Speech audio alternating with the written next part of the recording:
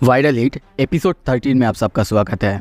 पिछले एपिसोड में हमने देखा था म्योनसांग के साथ मानगी उसका फाइट हो जाता है। अब हॉबिन उससे फाइट करने के लिए आगे आता है। अब आगे आपको अगर ऐसे ही वायरल हिट सबसे पहले और सबसे डिटेल में देखना है मेरे चैनल को सब्सक्राइब करो। एपिसोड के शुरू में हमें किसी का आवाज़ सुनाई जाता है जो कि हॉबिन का वीडियो देख रहा था। वो कहता है व्हाट द हेल हॉबिन, आखिर तुम मुझसे फाइट करोगे ये डिसाइड कब किया। सीन शिफ्ट होता है, हम स्नैपर को देखते हैं। वो बहुत ज़्यादा घबराया हुआ है क्योंकि वायरल हिट यानी हॉबिन अब मानगी जो कि चैंपियन है उससे लड़ने के लिए आगे जाता है। कुछ देर बाद हम तायोन सियोक को देखते हैं। वो हॉबिन का वीडियो देख रहा था। उसी की बात हमें शुरू में सुनाई देता है। वो कहता है हॉबिन तुम्हारे पास कोई चांस ही नहीं है, तुम उसे हरा पाओगे। पर तुम्हारी तरफ देख के ऐसा लग रहा है तुम बिल्कुल वैसे ही डिटरमाइंड हो जब तुमने मुझसे लड़ाई की थी। हम देखते हैं हॉबिन मानगी को देख के कहता है वाओ तुम तो बहुत ज़्यादा बड़े हो। अभी भी उसका हाथ उसके छाती में है, जो देख के सारे सब्सक्राइबर्स बहुत ज़्यादा अजीब अजीब कमेंट करने लगते हैं। अरे भाई या फिर फाइट के अलावा हमें कुछ और तो नहीं दिखेगा ना। कहीं ये दोनों स्नैपर हॉबिन के ऊपर चिल्लाने लगता है, कहने लगता है गॉड डैम हॉबिन, मैंने तुमसे कहा था ना उससे लड़ाई मत करना। पर तभी वो सोचता है क्या ये हो सकता है? हो सकता है कि जैसा कि वो हर बार करता है अपने ओपोनेंट से लड़ने के लिए हर बार नए टेक्निक्स ईजाद करता है या फिर सीख के आता है। क्या इस बार भी उसने कोई नया टेक्निक सीखा है? सीन शिफ्ट होता है। कुछ देर बाद हमें सैमडेक की आवाज़ सुनाई देता है। वो कहता है तो चलो देखते हैं एक एमेच्योर फाइटर कैसे एक ट्रेडिशनल कोरियन रेसलर से जीत सकता है। अगर सच बोलूँ तो वो नहीं जीत सकता। तो फिर तुम सोच रहे होगे मैं ये वीडियो क्यों बना रहा हूँ? क्योंकि मैं ये तुम्हें बताना चाहता हूँ कि हाँ, अगर एक एमेच्योर फाइटर बहुत कोशिश करने के बाद एक स्ट्राइकर को हरा सकता है पर एक रेसलर को कभी नहीं। हॉबिन सैमडेक के चैनल में जितने भी वीडियोस थे सभी में देखता है, पर किसी में भी ऐसा लिखा हुआ या फिर ऐसा वीडियो था ही नहीं कि एक एमेच्योर फाइटर कैसे एक रेसलर को हरा सकता है। वो पहले सोचता है कि वो हार मान लेगा, पर तभी अपने छाती में हाथ देता है। वहाँ पे उसे वही पेन वही फ्रस्ट्रेशन फील होता है। कुछ देर बाद प्रेजेंट में आते हैं। हम देखते हैं वो अब मानगी को एक बहुत खतरनाक काप किक मारता है। ये देख के उसके सब्सक्राइबर्स कमेंट करते हैं अब आया ना हॉबिन, अब होगा असली फाइट। हॉबिन सोचने लगता है हाँ मानता हूँ वो डरावना है, वो बहुत ज़्यादा डरावना है, पर वो जो मैंने फील की थी जब भी मैं किसी से फाइट करता हूँ मुझे ऐसा ही फील होता है। ऐसा ही वो उसे कप किक मारते हुए सोचता है चलो अब ये जाएगा मेरे हाथ से। वो बहुत खुश था, यहाँ तक कि स्नैपर उसके सब्सक्राइबर सभी खुश थे। मान के उस तरफ देखते हुए कहता है क्या तुम्हें लगा तुमने मुझे कुछ किया है? पर मुझे तो कुछ भी नहीं हुआ है। सारे लोग बहुत ज़्यादा हैरान होते हैं, किसी को कुछ भी समझ में नहीं आ रहा था। हॉबिन को देखते हैं एक के बाद एक कप किक वो मारे जा रहा है, पर वहाँ पे मानगी को कुछ भी नहीं हो रहा था। उसे समझ में नहीं आ रहा था कि क्यों ऐसा हो रहा है। तभी हमें यहाँ पे बताया जाता है एक ट्रेडिशनल कोरियन रेसलर सिर्फ अपने एक दो बॉडी पार्ट को ट्रेन नहीं करते बल्कि वो अपने हर एक बॉडी पार्ट को ट्रेन करते हैं। हॉबिन को कुछ भी समझ में नहीं आ रहा था। मानगी भी उससे लड़ने के लिए तैयार होता है और कहता है तो तुम अपने किक को क्या कहते हो? हॉबिन फिर से पास्ट में सैमडेक की बातें सोचने लगता है जब उसने कहा था अगर तुम्हारा कभी भी एक रेसलर से सामना हुआ तो मैं तुम्हें रिकमेंड करूंगा वहाँ से भाग जाओ। और प्रेजेंट में हम देखते हैं हॉबिन बैकवर्ड रनिंग कर रहा है और वो भी बहुत ही स्पीड से। ये देख के सारे के सारे सब्सक्राइबर्स बहुत ज़्यादा चौंकते हैं, वो इतना तेज़ी से पीछे कैसे भाग रहा है। हॉबिन अब अपने ही लिए हुए डिसीजन पर रिग्रेट कर रहा है। वो ऐसा कैसे सोच सकता है या फिर सोच रहा था कि वो किसी रेसलर को हरा पाएगा। मानगी के पैरों में मारने के बाद हॉबिन का खुद पैर दर्द कर रहा है। मानगी को देखते हैं, वो उसकी रनिंग देख के हथताली देते हुए कहता है वाओ तुम तो पीछे बहुत अच्छा भागते हो। स्नैपर को देखते हैं, वो अभी भी बहुत ज़्यादा कॉन्फिडेंट है क्योंकि उसे लग रहा था हॉबिन का ये कोई स्पेशल टेक्निक है, जैसे कि पिछली बार हुआ था जब उसने कॉमेडी क्रू से लड़ा था, जब वो भागा था, भाग के एक गली में गया था। पर तभी एडिटर का कमेंट आता है। वो कहता है यू स्टूपिड यंगस्टर्स, तुमको कोई जानकारी नहीं। क्या तुमको लगता है कि ट्रेडिशनल रेसलर्स वो स्लो होते हैं? तुम्हें पता नहीं है कुछ।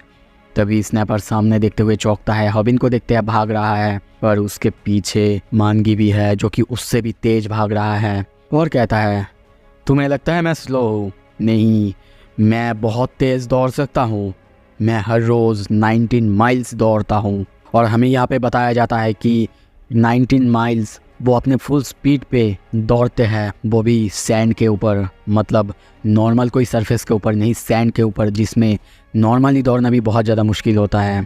मानगी बहुत तेज़ी से उसकी तरफ आगे आ रहा था, पर तभी देखते उसकी फेस पे हॉबिन एक जोर से किक मारता है और सोचता है हाँ पता था मुझे तुम भागोगे, और मुझे ये भी पता था तुम बहुत तेज भागते हो, क्योंकि सैमडेक ने ये सब पहले ही बता दिया था। पर जो तुम्हें पता नहीं है वो है कोई भी ह्यूमन या फिर कोई भी जीव अगर आगे किसी के पीछे पीछे भाग रहे हैं तब वो सबसे ज़्यादा डिफेंसलेस होते हैं। मतलब तब वो अपने आप को प्रोटेक्ट करने के बारे में नहीं सोचते बल्कि मारने के बारे में सोचते हैं। और तभी देखते हैं हॉबिन अपने पूरी ताकत से उसके फेस पे मारा है, पर तभी हम देखते हैं उसकी दोनों हाथ को मानगी ने एक ही हाथ से पकड़ लिया है और उसे उठाता है। उठाते हुए कहता है तुम सच में बहुत ज़्यादा हल्का हो, पता है ना तुम्हें। हॉबिन को अभी कुछ भी समझ में नहीं आ रहा था, वो तो उसकी तरफ भाग रहा था, फिर वो कैसे उसको पकड़ सकता है, वो इंसान कैसे हो सकता है, नहीं ऐसा नहीं हो सकता। तभी देखते हैं मानगी उसका हाथ छोड़ता है नीचे की तरफ मारने के लिए। तभी हॉबिन कोशिश करता है उसके गले को पकड़ने की ताकि वो जी चोक मार सके, क्योंकि सैमडेक ने भी कहा था अगर किसी तरीके से तुम उसके गले को पकड़ के जी चोक मार सको तो शायद कुछ हो सकता है। हॉबिन कोशिश करता है कि जैसा उसने ताइहोन को मारा था वैसा ही मानगी के साथ कर पाए, पर उसका गला, उसका नेक इतना ज़्यादा मोटा और इतना बड़ा था, उसका हाथ ही नहीं पहुंच रहा था। तभी देखते हैं वो उसके हेयर में टच करता है। मानगी कहता है हे मेरे बालों को ऐसा मत छुओ। हॉबिन बहुत कोशिश करने के बाद भी उसके गले को नहीं पकड़ पा रहा था। अब वो सोच में पड़ जाता है कि उसका कोई भी अटैक अगर उस पर काम नहीं कर रहा है तो वो क्या करेगा। तभी मानगी कहता है अगर दोबारा तुमने मेरी बालों को टच किया तो मैं तुम्हें ख़त्म कर दूंगा। हॉबिन ये सोचने लगता है क्या उसके बालों को टच करना, मतलब इसका क्या मतलब है, ये कोई उसका वीक पॉइंट है क्या, कोई ऐसा वीक पॉइंट जो कि सैमडेक तक को नहीं पता या फिर किसी को नहीं पता है। यहाँ पे हमें बताया जाता है कोरियन रेसलर्स जब फाइट नहीं करते हैं, मतलब रिंग में फ़ाइट नहीं करते हैं, बाहर फाइट करते हैं, उनका एक स्पेशल टेक्निक है टेक डाउन। उससे एक ही बार में ओपोनेंट को मार सकते हैं या फिर हरा सकते हैं। और तभी हम देखते हैं ऐसा ही मानगी हॉबिन के साथ करने लगता है, उसको पकड़ के ज़ोर से उसको नीचे की तरफ मारता है। ये टेक डाउन इतना ज़्यादा खतरनाक था कि वहीं पे हॉबिन का खून निकल जाता है, वो चीखने लगता है दर्द में। सब्सक्राइबर्स सब कमेंट करने लगते हैं अरे भाई कैसे ऐसे हो सकता है, कुछ क्रैक होने की आवाज़ सुना किसी ने। हॉबिन अभी बेहोश पड़ा हुआ है, उसका कोई होश ही नहीं है। ये देख के सारे सब्सक्राइबर्स मानगी को गाली देने लगते हैं, बुरा भला कहने लगते हैं कैसे वो ऐसा कर सकता है। पर कोई ये भी कहते हैं क्यों, अगर उसे पता ही था कि वो उससे नहीं लड़ सकता तो फिर क्यों गया वो वहाँ पे। स्नैपर को देखते हैं वो रो रहा था और कहने लगता है इसीलिए मैंने उससे कहा था मानगी से लड़ने मत जाओ। तभी कमेंट आता है हे देखो वहाँ पे देखो। स्नैपर सामने देखता है और सामने की तरफ देखते हैं मानगी के हाथ में कुछ और ही चीज़ था। हॉबिन को हम अजीब तरीके से खड़े होते हुए देखते हैं, सभी कहने लगते हैं वो कैसे खड़ा हुआ है, उसका अगर स्पाइन ही निकल लिया गया है तो। पर तभी यहाँ पे हमें पता चलता है ये और कुछ नहीं बल्कि स्पाइन प्रोटेक्टर है, इसी की वजह से वो अब सही सलामत है, मतलब उसकी बैक सही सलामत है। मानगी फिर से उसकी तरफ अटैक करने के लिए दौड़ते हुए आता है। हॉबिन सोचने लगता है क्या ऐसा कोई रास्ता नहीं कि मैं कोई ट्रेनिंग करे बिना इसे हरा पाऊँ। नहीं, अगर वो रेसलर है इसका कोई ये मतलब नहीं है कि कोई स्ट्राइकर उसे हरा नहीं पाएगा या फिर वो कमज़ोर होते हैं। तभी फिर से हमें ताइहोन की आवाज़ सुनाई देता है बिल्कुल सही, ऑफ कोर्स वो लोग वीक नहीं होते हैं, देख रहा हूँ तुम बिल्कुल वैसे ही डिटरमाइंड लग रहे हो जैसे कि तुम उस दिन थे। और हम देखते हैं हॉबिन अपने बैग के साथ ताइहोन के घर पे आया है। ताइहोन उसे देख के बहुत ज़्यादा चौंका हुआ है और कहता है व्हाट द हेल, तुम यहाँ पे क्या कर रहे हो, लगता है तुम्हारा साहस कुछ ज़्यादा ही बढ़ चुका है जो तुम यहाँ पे आए हो। और हॉबिन कहता है मैं चाहता हूँ तुम मुझे सिखाओ। ताइहोन उसके पास आके कहता है सिखाओ, क्या सिखाओ। हॉबिन चिल्ला के कहता है तुम अपने ओपोनेंट को हरा सकते हो प्रॉपरली अगर तुमने ये मूव उसके सामने किया। ताइहोन हंसते हुए उसके वीडियो देख रहा था और कहता है ये ताइक्वांडो का सबसे आइकॉनिक मूव है। हॉबिन को देखते हैं वो पीछे भागे जा रहा था और तभी पीछे भागते हुए एक जोर से बैक किक मानगी को मारता है। ताइहोन कहता है ओह समझ गया, तो तुम बैक किक सीखने आए हो, पर शायद तुम्हें याद है मैंने तुमसे कहा था ना दोबारा अगर तुम मुझे दिखे तो। और तभी देखते हैं ताइहोन उसे बहुत खतरनाक एक बैक किक मारता है। हॉबिन की हालत बहुत ज़्यादा ख़राब हो जाता है, हॉबिन बेहोश होने वाला था। वो सोचने लगता है कैसे मैंने प्रोटेक्शन के लिए अपने बैग को भी सामने रखा था, फिर भी ये इतना खतरनाक कैसे हो सकता है, तो फिर मैंने तब सरवाइव कैसे किया था। अब तो ऐसा लग रहा है जैसे कि मैं मरने वाला हूँ, लगता है कि सच में शायद उसने पहले मुझे हल्के में ही मारा था। ताइहोन कहता है अगर सच में तुम्हारा कोई नया टॉपिक है वीडियो बनाने का तो स्नैपर को बोलो बाहर आने के लिए। पर हॉबिन कहता है नहीं, ये कोई वीडियो नहीं है। उसकी हालत ख़राब है, वो अच्छे से बोल भी नहीं पा रहा है। मैं सच में चाहता हूँ कि तुम मुझे सिखाओ कैसे बैक किक मारते हैं। तायुन कहता है तो मुझे बताओ, क्यों सिखाऊँ मैं तुम्हें? वो कहता है क्योंकि जितने भी सारे मार्शल आर्ट्स हैं उनमें ताइक्वांडो सबसे ज़्यादा बेस्ट हैं। ये सुन के तायुन बहुत ज़्यादा हैरान होता है, चौंकता है। हॉबिन कहता है जितने भी सारे लोगों से मैंने फ़ाइट की है, जितने भी सारे मार्शल आर्ट्स को मैंने देखा है, सबसे ज़्यादा दर्द मुझे तुम्हारे ही मारने पे लगा था। तो प्लीज़ मुझे सिखाओ। तभी सीन शिफ्ट होता है, हमें और पास्ट की सीन दिखाया जाता है। जब तायुन छोटा था वो अपने पापा के ऊपर चिल्लाने लगता है क्योंकि वो ताइक्वांडो स्टूडियो में ताइक्वांडो सिखाने के बजाय बच्चों को मैथ सिखा रहे हैं। पर उसके पापा उसे अच्छे से समझाते हैं कि ताइक्वांडो बहुत से लोग सीखना नहीं चाहते क्योंकि अब उनके सामने MMA और बाकी बहुत सारे खतरनाक मार्शल आर्ट्स हैं। उनके सामने ताइक्वांडो कोई आके सीखना ही नहीं चाहता है, सब उसको कम मानते हैं। पर तभी वो चिल्ला के कहता है पापा आपको चिंता करने की ज़रूरत नहीं, मैं आपको प्रॉमिस करता हूँ मैं अपना सब कुछ दे दूँगा ताकि एक दिन सबको पता चले ताइक्वांडो क्या है। मैं UFC टूर्नामेंट जीत के दिखाऊंगा पापा। उसके हाथ में हम उसी टूर्नामेंट के नाम के घड़ी को देखते हैं, सो इसीलिए ये उसके लिए स्पेशल था। प्रेजेंट में हम ताइहुन को देखते हैं। ताइहुन अब हंस रहा था और कहता है बहुत अच्छी बात कही है तुमने। और कुछ ही देर बाद हम हॉबिन को ताइक्वांडो के ड्रेस पहने हुए देखते हैं। ताइहुन कहता है अरे तुम तो बहुत अच्छे लग रहे हो। हॉबिन को देखते हैं कुछ देर बाद प्रैक्टिस करते हुए। ताइहुन देखता है, ताइहुन देख के सोचता है वाओ ये ड्रेस उस पर बहुत अच्छा सूट कर रहा है। वैसे ये मेरे बचपन का है, जब मैं एलिमेंट्री स्कूल में था तब पहना करता था। हॉबिन को देखते हैं वो अभी भी प्रैक्टिस कर रहा है, ट्रेन हो रहा है। पर वो कहता है क्यों, तुम मुझसे ये सब क्यों करवा रहे हो? ताइहुन कहता है देखो जब तुम यहाँ पे मेरे स्टूडियो में हो, ये यूनिफॉर्म पहने हुए हो, तो मुझे मास्टर ताइहुन या फिर मास्टर सियोंग कह के बुलाओ। हॉबिन कहता है ओके मास्टर, पर मेरा एक क्वेश्चन है। मैंने कहा था आपसे कि आप मुझे बैक कीप करना सिखाओ, पर आप मुझे पीछे भागना क्यों सिखा रहे हो? ये सुन के ताइहुन हंसते हुए कहता है ओ ये अभी तुम्हें ये बहुत ज़्यादा पॉइंटलेस लगेगा, पर टाइम आने दो। सीन शिफ्ट होता है, हम देखते हैं हॉबिन अब मानगी को वही खतरनाक बैक किक मारा था जिससे मानगी की हालत भी ख़राब हो जाता है, उसको भी बहुत दर्द हो रहा था। यहाँ पे ताइहुन ने उसे कहा था सोलर प्लेक्सस में मारने के लिए, पर यहाँ पे हॉबिन ने किसी और ही जगह में मार दिया है। ये देख के सारे सब्सक्राइबर्स बहुत ज़्यादा, मतलब क्या बोलूँ, सब बस आप खुद देख लो।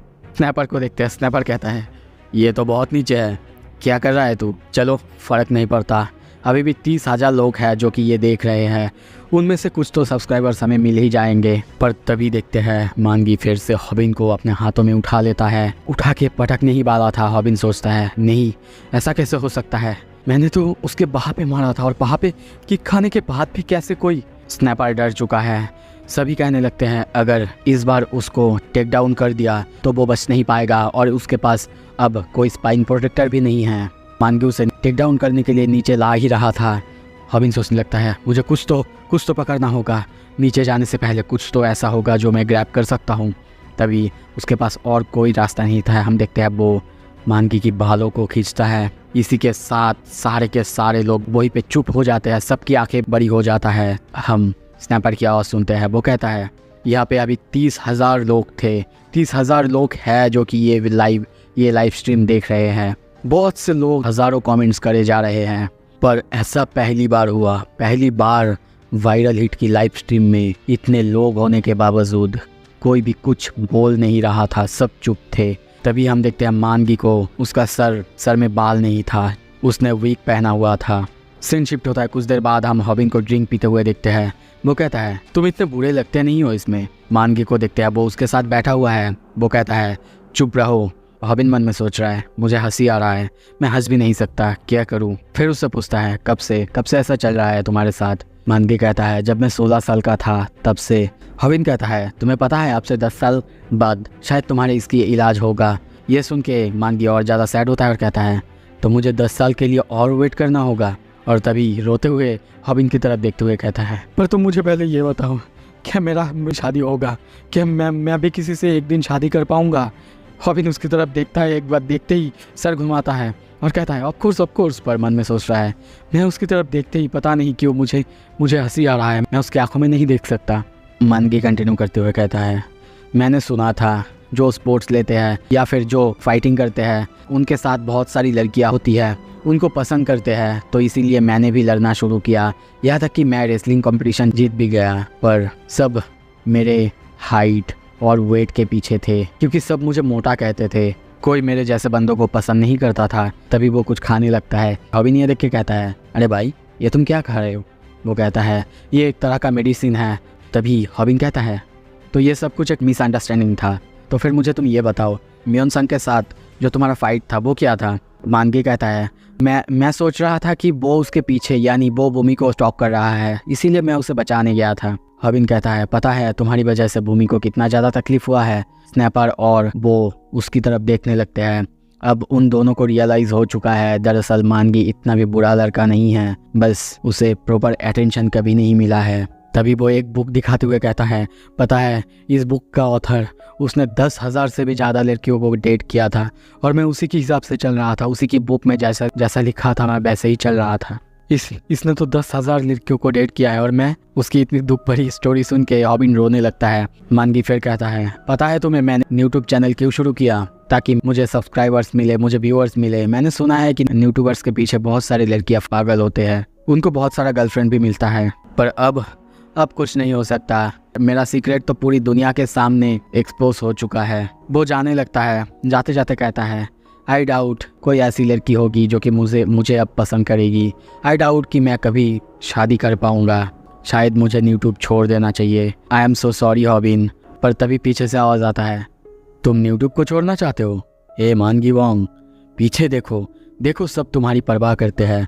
तभी हॉबिन के चैनल पे हम देखते हैं बहुत सारे कमेंट्स ऐसे आए हैं जो कि मानगी की सपोर्ट में हैं, उसको सपोर्ट कर रहे हैं। यहाँ तक कि बहुत से लोग हैं जो जाके मानगी के चैनल को सब्सक्राइब किए हैं। हॉबिन उसे अब मोटिवेट करता है ताकि वो अपना चैनल खोले और उससे कहता है, बहुत से लोग हैं तुम्हारे जैसे देखो, अब तुमको बहुत से लोगों ने सब्सक्राइब किया है।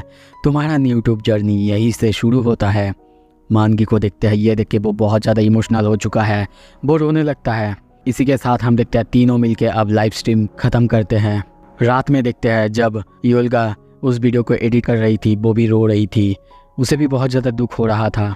कुछ देर बाद देखते हैं मानगी उसी की सर को लेके एक थंबनेल बना दिया है। ये देख के बहुत से सब्सक्राइबर्स उसके ऊपर भड़क चुके हैं। तुम्हें पता है ना, लड़कियों का भी बाल झड़ते हैं, कभी तुमको भी ऐसा होगा। तो सीन शिफ्ट होता है। कुछ देर बाद हम स्नैपर को देखते हैं जो कि बहुत ज़्यादा खुश है। उनके वीडियोस में बहुत ज़्यादा व्यूज़ आ रहे हैं। वायरल हिट की चैनल की वजह से अब वो बहुत ज़्यादा पॉपुलर हो जाएगा और हो सकता है शायद उसे कुछ ऑफ़र भी मिलने लगे। वो अब 18 साल का है तो बहुत जल्दी शायद कोई फिल्म डायरेक्ट करने का भी मौका मिल जाए। पर तभी देखते हैं मोबाइल में कुछ देखता है जो देख के पूरी तरह से शॉक हो जाता है और मोबाइल की तरफ देख के चिल्ला के कहता है, what the fuck is this. Scene shift होता है। दूसरी तरफ हम हॉबिन को देखते हैं, वो बहुत खुश है, अपने मॉम से मिलने आया है। यहाँ तक कि मॉम को बहुत अच्छा गिफ्ट भी दिया है। उसकी मॉम भी बहुत खुश है और कहती है, इतना खर्चा करने की क्या ज़रूरत है। पर वो कहता है, मॉम मैं जहाँ पे आप काम करता हूँ बहुत अच्छा पैसे मिल रहे हैं, आपको चिंता करने की ज़रूरत नहीं है। उसकी मॉम कहती है, तो फिर मैं भी तुम्हारे साथ काम करने जाऊँगी जब मैं ठीक हो जाऊँगी। पर वो कहता है, नहीं मॉम, आपको ज़रूरत नहीं है। मन में सोचता है, मैं मॉम को नहीं बता सकता कि मैं क्या काम करता हूँ। अगर उनको पता चल गया कि मेरा एक यूट्यूब चैनल है, वो भी फाइटिंग के रिगार्ड्स। कुछ देर बाद देखते हैं नर्स उसे बताती है उसके मॉम की किडनी डोनर मिल चुका है और जल्दी ही ट्रांसप्लांट होगा, पर उसके लिए बहुत ज़्यादा पैसे लगेगा। पर हॉबिन उन्हें कहता है, पैसे की कोई बात नहीं है। ये सुन के नर्स भी बहुत ज़्यादा हैरान होता है। उसकी मॉम को ठीक करने के लिए 20 मिलियन वॉन लगेंगे। हॉबिन कहता है, कोई बात नहीं, मैं आसानी से कर लूँगा, आपको चिंता करने की ज़रूरत नहीं। तभी पीछे देखते हुए कहता है ना गाइस, मैंने सही कहा ना। वहीं पे हम स्नैपर और यूल्गा को देखते हैं। उन दोनों की हालत ख़राब है, वो दोनों सैड लग रहे थे। पर हॉबिन बहुत ज़्यादा खुश है। वो स्नैपर को जोर से आके हक करते हुए कहता है, मेरी मॉम ठीक होने वाली है, जल्दी उनका ट्रांसप्लांट होगा, जल्दी वो घर आएंगी गाइस। स्नैपर, मुझे बताओ कितने पैसे हुए? यूल्गा कहती है, बॉस। यूल्गा की फेस को ऐसे देख के हॉबिन कहता है, हाँ तुम्हारा रिएक्शन ऐसा क्यों लग रहा है, तुम्हें ऐसे सैड क्यों हो? स्नैपर कहता है, लिसन अप बडी। हॉबिन को कुछ भी समझ में नहीं आ रहा था क्या चल रहा है। तभी स्नैपर कहता है, मुझे लगता है कि हमें किसी ने ट्रिगर किया है। मैं जल्दी ही इसे सॉल्व करने की कोशिश कर रहा हूँ, जल्दी ही इसका हल निकल कर रहूँगा। पर हॉबिन को अभी भी समझ में नहीं आ रहा था कि वो लोग क्या बात कर रहे थे। तभी स्नैपर कहता है, जितने भी सारे वीडियोज़ हमारे चैनल में हैं, हर एक वीडियो डीमोनेटाइज हो चुका है। इसका मतलब हम अपने वीडियोस से और पैसे नहीं कमा पाएंगे। ये सुन के हॉबिन बहुत ज़्यादा चौंक जाता है। क्या उसकी मॉम की ऑपरेशन अब नहीं होगा? क्या होगा अब उसकी चैनल का फ्यूचर? अगले वीडियो में जल्दी देखेंगे।